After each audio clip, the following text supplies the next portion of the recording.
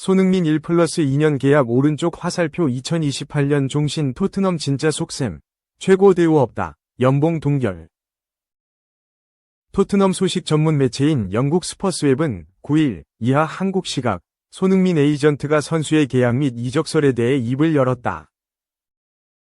손흥민 에이전트는 선수의 이적이 임박했다는 추측을 강하게 부인하면서 여전히 토트넘과 새로운 계약에 대한 논의가 진행 중이라고 밝혔다.고 전달하면서 손흥민의 에이전트가 국내 언론과 인터뷰한 내용을 중점적으로 다뤘다. 손흥민 에이전트는 손흥민이 먼저 스페인 구단에 이적을 요청하거나 튀르키예로 이적할 것이라는 이야기는 사실이 아니다. 아직 토트넘과의 대화가 끝나지 않았다. 며 최근 불거진 이적설을 일체 부인했다. 앞서 영국 팀토크는 지난 9일 맨체스터 유나이티드는 1월 이적 시장에서 빅터 오시멘을 영입하길 희망하고 있는 것으로 알려졌으며 갈라타사라이는 손흥민이 그를 대신하길 원하고 있다. 다가오는 여름에 토트넘과의 계약이 만료되는 손흥민이 갈라타사라이의 레이더망에 있다고 보도한 바 있다. 위 매체에서도 손흥민이 바르셀로나에 자신을 역오퍼했다는 소식이 나왔다. 손흥민 에이전트가 입을 열면서 모두 루머라는 게 들통이 났다. 이를 두고 스퍼스웹은 토트넘이 손흥민과 협상을 할 시간을 벌기 위해 손흥민의 계약을 1년 연장하는 조항을 활성화한 게 분명하다. 토트넘 주장 손흥민이 지금의 프로젝트에 전념하고 있기 때문에 토트넘과 손흥민은 이번 시즌이 끝날 때쯤 장기 재계약에 합의할 것으로 예상된다.고 추측을 내놓았다. 스퍼스웹이 예상한 토트넘과 손흥민의 재계약 조건은 다소 이상했다. 매체는 지금 예측해야 한다면 손흥민은 1년 연장 조항이 발동된 후 2년을 더 제의받을 것이다. 현재 임금을 유지하면서 총 3년을 더 뛸 수 있을 것이다. 고 언급했다. 지금까지 토트넘과 손흥민의 대화가 이어지고 있다는 이야기는 아직도 협상의 합의점을 찾지 못했다는 이야기다. 구단과 선수가 협상에서 대화가 잘 안 풀리는 이유는 이 가지다. 계약 기간과 연봉에 대한 문제다.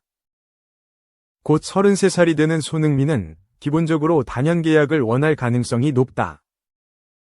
선수 커리어에 있어서 마지막 대형 계약이 될 가능성이 높기에 최대한 계약 기간을 늘리는 게 30대 초반 선수들이 매우 선호한다. 당연히 구단에서는 그런 방향성을 원하지 않는다. 자칫 악성 계약이 될 수도 있기 때문이다. 연봉적인 부분도 비슷하다. 가뜩이나 손흥민은 2021년 여름 이후에 토트넘에 더 많은 걸 보여줬다. 리그 득점왕까지 수상하면서 토트넘의 유럽축구연맹, 우에파, 챔피언스리그, UCL 진출을 이끌었다. 해리 케인이 없을 때 주장을 맡아 최고의 활약으로 토트넘을 리그 5위로 만들었다. 손흥민은 자신의 활약의 보상 차원에서라도 더 좋은 대우를 원할 것이다. 하지만 짠돌이 구단 토트넘은 연봉 인상에 매우 인색하다. 스퍼스웹의 예측대로 흘러간다면 손흥민은 연봉 인상 없이 계약 기간만 챙기는 셈이 된다. 하나를 내주면 절대로 하나를 얻어야 하는 토트넘다운 행보가 아닐 수 없다. 손흥민은 현재 추정 주급이 19만 파운드, 약 3억 4,700만 원, 다. 토트넘 역사상 최고 대우는 케인과 탕기 음돔벨레가 받았던 주급 20만 파운드, 약 3억 6,500만 원, 다. 손흥민의 연봉 규모는 리그 전체로 보면 32권 밖이다. 손흥민 정도의 활약을 해주는 선수들은 대부분 주급으로만 30만 파운드, 약 5억 4,800만 원 이상을 수령한다. 손흥민과 엄청난 차이가 난다.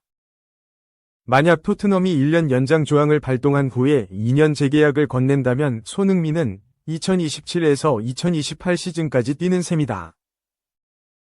그동안 앞으로 다른 선수들의 연봉은 계속해서 상승할 텐데 손흥민은 2021년부터 2028년 여름까지 같은 대우를 받으면서 뛰게 된다. 무려 7년 동안 같은 연봉이다. 대우적인 측면에서 역시나 토트넘이라는 말이 나오지 않을 수 없다. 손흥민은 지난 2023년 여름에 사우디아라비아로부터 엄청난 제안을 받은 적이 있다. 당시 사우디 구단인 알-이티하드가 연봉 3천만 유로, 451억 원의 4년 계약을 준비했다. 계약 총액 1억 2천만 유로, 약 1807억 원에 달하는 파격적인 액수였다. 손흥민은 이를 쳐다보지도 않고 토트넘에 남겠다고 선언했다. 그런 손흥민에게 무려 7년 연봉 동결은 너무 짠내나는 계약이 아닐 수 없다. 물론 이는 아직까지 확실하지 않다. 스퍼스웹을 제외한 어느 매체나 유력 기자들도 토트넘과 손흥민이 재계약 협상을 나누고 있다는 이야기는 없다. 믿을 만한 소식들은 토트넘이 손흥민과 1년 연장 조항을 발동한다는 내용까지였다. 다만 손흥민 에이전트 역시 구단과 아직 대화가 끝나지 않았다고 말한 것으로 보아 다른 방향으로 이야기가 전개될 가능성도 높다. 1년 연장 조항 발동 계획을 가지고 있는 토트넘이 아직까지 잠잠하기에 계속해서 손흥민 이적설이 쏟아지는 이유기도 하다. 손흥민의 미래는 자신이 직접 결정하겠지만 바르셀로나, 레알 마드리드, 맨체스터 유나이티드, 갈라타사라이의 관심이 정말로 사실일 수도 있다. 정말로 손흥민이 자유계약으로 풀린다면 매력적인 영입이라는 건 부인할 수 없기 때문이다. 22경기 연속 선발 김민재, 88분 소화 골골골골골 위넨, 샤흐타르의 5에서 1대 역전승 오른쪽 화살표 UCL 3연승, UCL 리뷰. 22경기 연속 선발 출전한 김민재, 28 바이에른 미넨가 88분을 소화했다. 바이에른 미넨은 전반 5분 만에 선제골을 내주며 끌려갔으나 이후 5골을 터뜨리면서 5에서 1대 역전승을 거뒀다. 미넨은 11일 오전 5시 한국 시간 독일 겔젠키르헨의 펠틴스 아레나에서 열린 2024-25 유럽 축구연맹 우에파 챔피언스 리그 UCL 리그 페이즈 6차전에서 샤흐타르 도네츠크에 5에서 1로 승리했다. 이날 승리로 미넨은 UCL 3연승을 달리며 4승 2패, 승점 12점로 8위로 올라섰다. 뱅상 콩파니 감독이 이끄는 원정팀 미넨은 4-2-3-1 포메이션을 가동했다. 다니엘 페레츠가 골문을 지켰고 하파엘 게이루 김민재 다요 우파메카노 콜라트 라이머가 백사를 구축했다. 3선의 레온 고레츠카와 조슈아 키미히, 2선의 르로이 사네 자말 무시알라 마이클 올리세가 포진했고 최전방 원톱에 토마스 밀러가 나섰다. 마리노 푸시치 감독이 이끄는 홈팀 샤흐타르는 4-1-4-1 포메이션을 가동했다. 드미트로 리즈니크가 골문을 지켰고 미콜라 마트비엔코 알라 그람 발레리 본다르 유임코노플야가 백사를 구축했다. 3선에 마를롱 고미스가 위치했고 2선에 케빈 헤오르이 수다코오 아르템 본다렌코 올렉산드르 주브코우가 포진했다. 최전방 원톱에는 다닐로 시칸이 나섰다. 전반 5분 만에 샤흐타르의 선제골이 터졌다. 미넨의 압박을 벗겨내며 역습 상황을 맞은 샤흐타르가 오른쪽 뒷공간으로 연결하면서 케빈과 김민재의 1대1 상황이 펼쳐졌다. 케빈이 김민재를 앞에 두고 오른쪽으로 쳐놓은 뒤 빠른 타이밍의 오른발 슈팅으로 마무리하면서 선제골을 터뜨렸다. 하지만 샤흐타르의 리드는 오래가지 않았다. 전반 11분 전방에서 강한 압박으로 볼을 탈취한 뒤 곧바로 역습을 전개했고 올리세의 돌파 과정에서 수비의 태클에 막히며 흐른 공을 라이머가 잡아서 오른발 슈팅으로 마무리하며 동점골을 터뜨렸다. 미넨이 빠르게 경기를 원점으로 돌렸다. 전반 45분 미넨의 역전골이 터졌다. 사네가 전방에서 볼을 탈취한 뒤 무시알라가 치고 들어가면서 밀러에게 내줬고 밀러가 밀어 넣으면서 역전골을 터뜨렸다. 미넨이 라이머의 동점골과 밀러의 역전골을 앞세워 2에서 1로 경기를 뒤집은 채 전반을 마쳤다. 후반 21분 미넨이 추가골을 터뜨렸으나 반칙이 선언되며 취소됐다. 코너킥 상황에서 먼 쪽으로 연결한 킥을 무시알라가 밀어 넣으며 골망을 흔들었다. 하지만 마티스 테리 골키퍼의 진로를 방해하면서 주심이 반칙을 먼저 선언했고 득점이 인정되지 않았다.